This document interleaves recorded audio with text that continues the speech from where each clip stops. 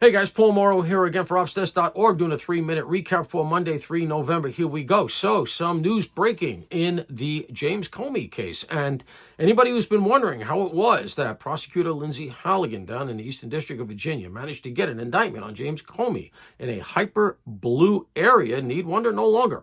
Because in response to a motion to dismiss from Comey's attorneys, Halligan has dropped some of her own documents in response to the motion that show some of the contours of the Comey case.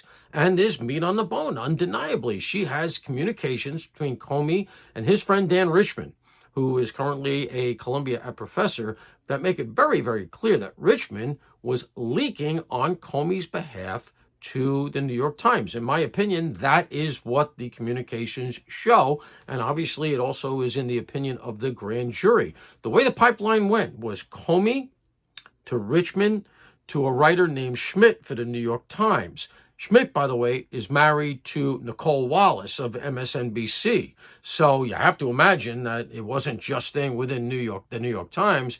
MSNBC was getting it as well. That's just common sense. So from the communications that Halligan put out now, not only do I believe that she is going to have enough to get past the motion to dismiss, but I think that, especially since she probably didn't put everything into this response, that Comey has real trouble. Because remember something, he's not charged with the leaks. He's charged with lying about the leaks later, covering them up. As the saying goes, it isn't a crime, it's the cover-up sometimes, and that's the case, it seems, here. The lying to Congress about whether any of this happened is where he got himself into hot water. He should have just copped to it. Richmond has. Richmond pretty much said it, probably because he did this calculus, said, well, I'm just going to admit it. For whatever reason, Comey even thought he was smarter, thought he was going to beat this thing. And what's really obnoxious is Comey's in there talking about the role he's going to have with President-elect Clinton. He was very clearly already picking out the drapes, expecting to stay as the head of the FBI. Maybe thought he was going to get Attorney General. He really seemed to have had big plans for himself, as did a lot of people under the Clinton presidency. And say what you want about Donald Trump, but we owe him, if nothing else, if you don't want to give him anything else, we owe him for saving us from Hillary Clinton. God help us.